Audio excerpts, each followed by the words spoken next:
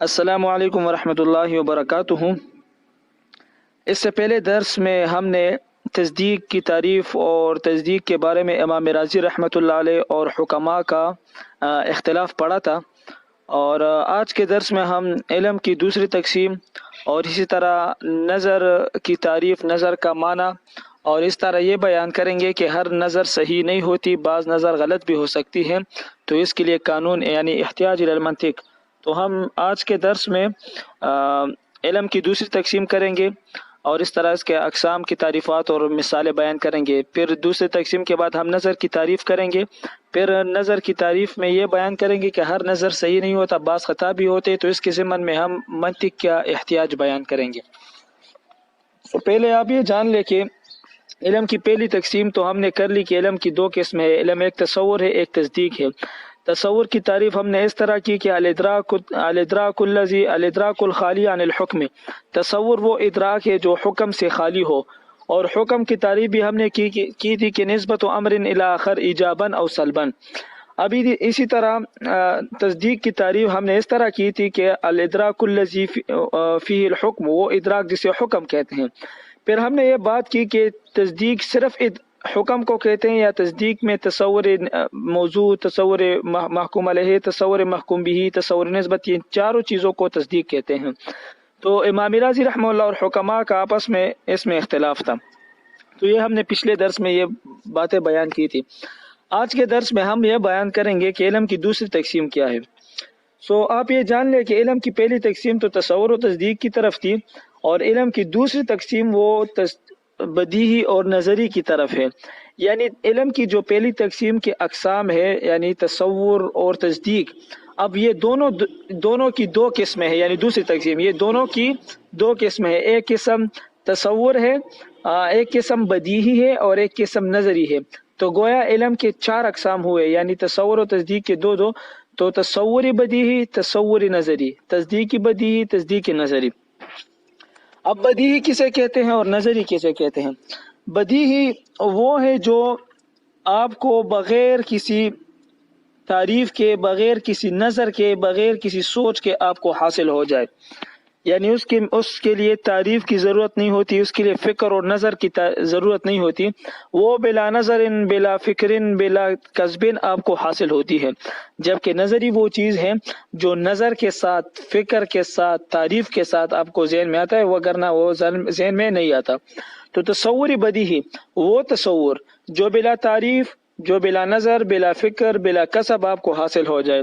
اس کی مثال اس طرح جیسے حرارت، گرمی کا تصور ہمیں حاصل ہوتا ہے بغیر کسی ایسی چیز کے کہ ہم اس کی تعریف کریں یا ہم اس کے لیے کوئی اموری معلومات کا ترتیب دے کر اسے بیان کریں، بغیر اس طرح حرارت ہو گیا، برودت یعنی سردی، تو یہ بدیہی ہے۔ اور بدیہی کا دوسرا نام ضروری بھی ہے۔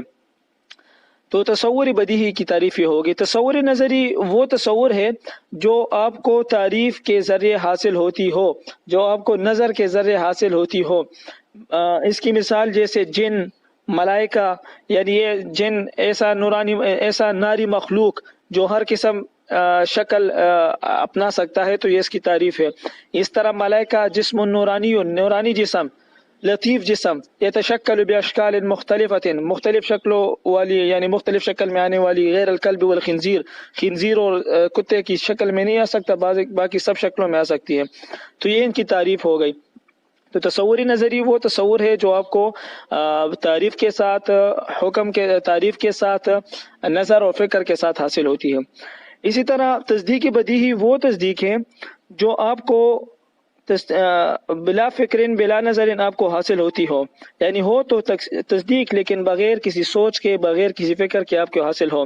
جیسے الاثنان نصف الاربع، 2 4 کا آدھا ہے، تو یہ تصدیق ہے، لیکن یہ بغیر کسی سوچ و فکر کے ہر کسی کو پتہ ہے، ہر کسی کو یہ بداہتاً پتہ ہے کہ 2 نصف 4 کا ہے۔ اس طرح الکل اعظم من الجزء، کل جو ہے یہ جز سے بڑا ہے، تو یہ ہر کسی کو پتہ ہے، بغیر کسی تعریف کے، بغیر کسی سوچ و فکر کے حاصل ہوتی ہیں۔ اور تصدیقی نظری وہ تصدیق ہے جو سوچ و فکر اور تعریف کے ساتھ حاصل ہوتی ہے، بلا ضرورت، بلا سوچ، بلا تعریف وہ آپ کو حاصل نہیں ہو سکتی۔ اس کی مثال یہ ہے جیسے العالم حادث، العالم حادث، عالم جو ہے وہ حادث ہے، وہ نوپیدا ہے. تو یہ اب تصدیق ہے، لیکن یہ نظری ہے، کیونکہ پہلے آپ کو یہ پتا تھا کہ العالم متغیر، کہ عالم میں تغیر ہو سکتی ہے، یعنی کبھی کچھ تغیر کبھی کچھ تغیر، یعنی عالم متغیر ہے، تغیر ہونے والی ہے اس میں. اور پھر آپ کو یہ بھی پتا ہے وَكُلُّ مُتَغَيِّرٍ حَادِثٌ، ہر متغیر چیز، ہر بدلنے والی چیز وہ حادث ہوتی ہے. تو آپ اس سے یہ نتیجہ نکال سکتے ہیں کہ العالم حادث، عالم حادث ہے. اور یا اسی طرح والصانع موجود، صانع موجود ہے، یہ اس طرح اور مثالیں یہ تصدیق کی نظری ہے. میں نے 4 قسمیں بیان کی: تصوری بدیہی مثال کے ساتھ، تصوری نظری مثال کے ساتھ، تصدیقی بدیہی مثال کے ساتھ، تصدیقی نظری مثال کے ساتھ. یہ تو میں نے بیان کر لی، لیکن اس سے پہلے آپ کو ایک فائدہ بھی جان لینا چاہیے کہ تمام تصورات اور تمام تصدیقات قبل اس سے کہ ہم اس کی تقسیم کریں بدیہی کی طرف، قبل اس سے کہ ہم اس کی تقسیم کریں نظری کی طرف، اس سے پہلے تصور اور تصدیق کے اس میں 3 مذاہب ہیں. ایک امام راضی رحمہ اللہ کا مذہب ہے، بعض حکماء کا مذہب ہے، اور جمہور حکماء کا مذہب ہے. امام راضی رحمہ اللہ فرماتے ہیں کہ تمام تصورات بدیہی ہے، تمام تصورات بدیہی ہیں، یعنی بدیہی تصورات میں کوئی بھی چیز وہ نظری نہیں بن سکتا.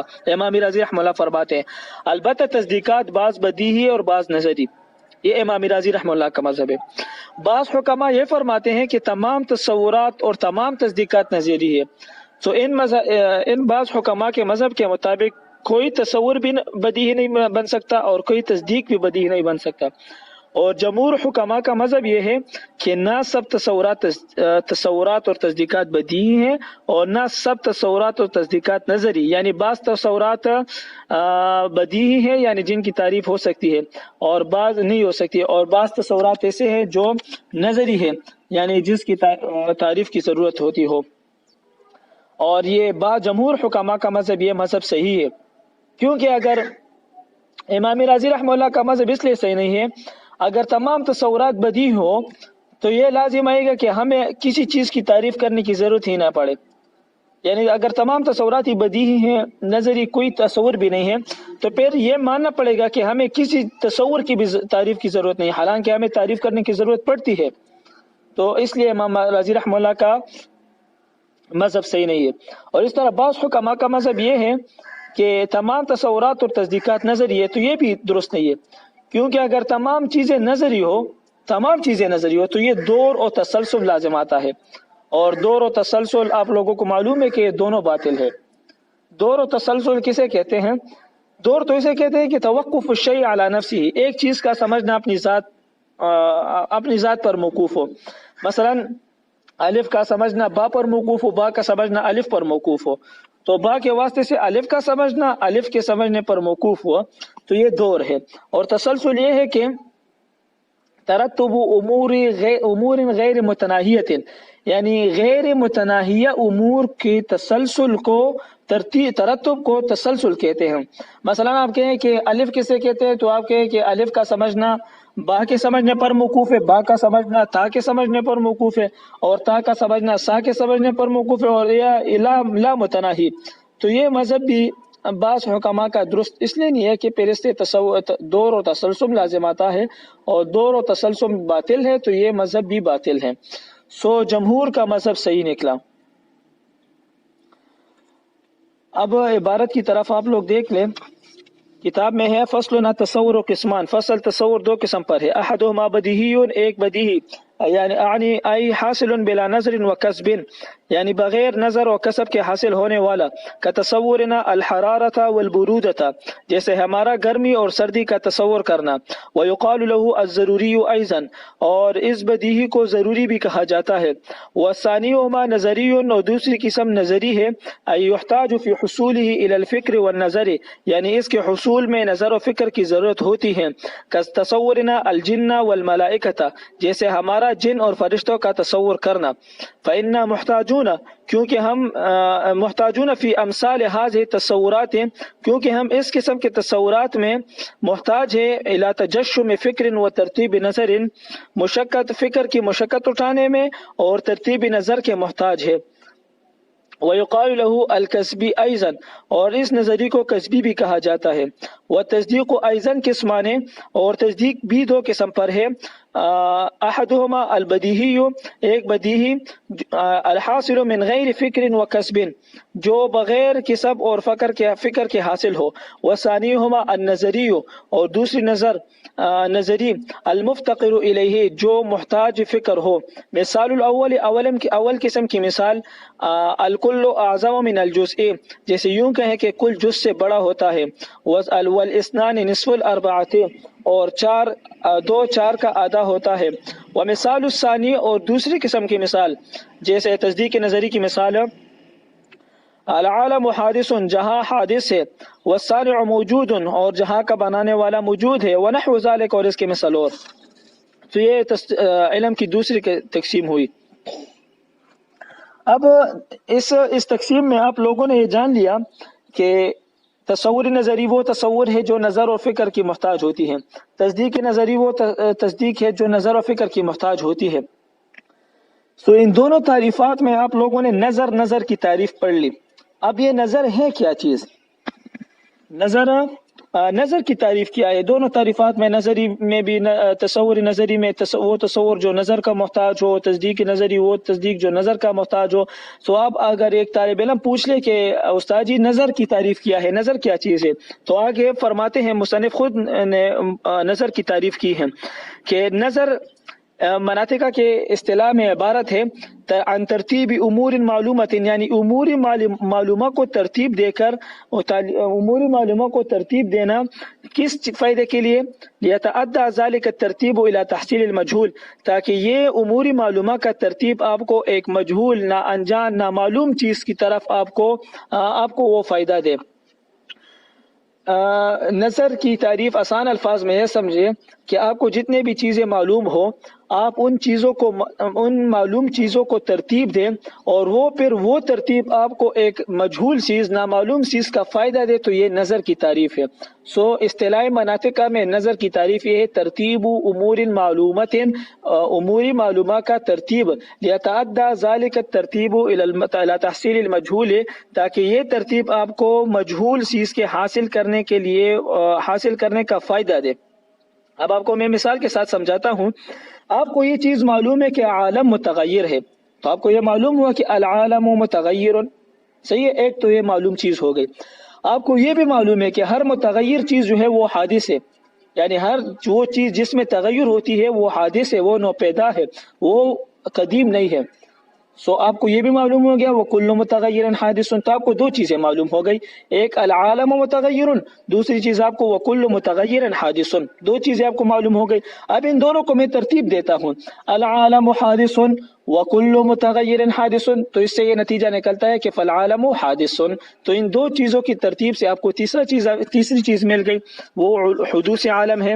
تو اسی طرح یہ نظر و فکر کی تعریف ہے۔ آپ لوگ عبارت کی طرف دیکھ لیں، آگے فائدہ میں فرماتے ہیں مصنف وَإِذَا عَلِمْتَ مَا ذَكَرْنَا، اور جب تو جان چکا جو ہم نے ذکر کیا، ان النظریات مطلقاً تصوریاً کانت او تصدیقیاً، کہ نظریات خواہ تصوری ہو یا تصدیقی نظری ہو، مفتقرۃ الی نظر و فکر، نظر اور فکر کی محتاج ہے، فلا بد لک، تو اب تیرے لیے نظر کا معنی فلا بد لک، بس ضروری ہے تیرے لیے ان تعلم معنی النظر، تو کہ تو نظر کا معنی جان لے۔ فاقول، پس میں کہتا ہوں، النظر فی اصطلاحہم، نظر منطقیوں کی اصطلاح میں، عبارت عن ترتیب امور معلومات، نظر عبارت ہے امور معلومہ کو ترتیب دینے کا، لیتعدى ذلك الترتیب الى تحصیل المجہول، تاکہ یہ ترتیب مجہول کو حاصل کرنے تک پہنچا دے۔ کما اذا رتبت المعلومات الحاصلۃ، جیسے کہ جب تو ان معلومات کو ترتیب دے، الحاصلۃ لک من تغیر العالم وحدوث کل متغیر، جو تجھے حاصل ہے، مثلاً عالم کا متغیر ہونا اور ہر متغیر چیز کا حادث ہونا. وتقول، اور تو کہے، العالم متغیر، عالم متغیر ہے، وکل متغیر حادث، اور ہر متغیر کا حادث، ہر متغیر حادث ہے. فحصل لك من هذا النظر والترتیب، پس حاصل ہو جائے گا، حاصل ہوگا آپ کو اس نظر سے اور اس ترتیب سے، علم قضیت اخرى، ایک دوسرے قضیے کی علم آپ کو حاصل ہو جائے گی. لم یکن حاصلا لك قبل، جو کہ آپ کو پہلے وہ حاصل نہیں تھی. وہی العالم حادث، وہ یہ ہے کہ عالم حادث ہے. تو یہ نظر و فکر کی تعریف ہو گئی. ایک فائدے کی غرض سے میں آپ کو ایک بات کر لوں کہ انسانوں کی 4 قسمیں ہیں. اللہ تعالیٰ نے انسانوں کی 4 قسمیں بنائی ہے. ایک نفوس قدسیہ ہے، جو نفوس قدسیہ وہ ہے جن کو اللہ تعالیٰ کی طرف سے من جانب اللہ علم حاصل ہوتا ہو، اور ان کے نزدیک کوئی چیز بدیہی اور نظری نہیں ہوتی. علماء اہل سنت کے نزدیک نفوس قدسیہ انبیاء علیہم السلام ہے، کیونکہ ان کا ہر چیز کا علم من جانب اللہ ہوتا ہے، تو ان کو ان چیزیں کی ضرورت نہیں ہوتی. دوسرے قسم اذکیاء الناس ہے، یعنی ہوشیار لوگ، جو لوگ انتہائی ذکی ہو، ہوشیار ہو، حافظہ ان کا بہت تیز ہو، تو ان کے سامنے تمام چیزیں گویا بدیہی ہوتی ہے، تو اس لیے وہ نظری کے قائل ہی نہیں ہے. یہ جیسے امام فخر الدین رازی رحمۃ اللہ علیہ، امام غزالی رحمہ اللہ وغیرہ علماء. تیسری قسم انسانوں کے اوساط الناس ہے، یعنی وہ درمیانی لوگ جن کے حافظے درمیانی قسم کے ہوتے ہیں، اور ان کے نزدیک بعض چیزیں بدیہی، بعض نظری ہوتی ہے، یعنی ان کے لیے بعض تصورات کی تعریف اور بعض تصدیقات پر دلیل کی ضرورت ہوتی ہے.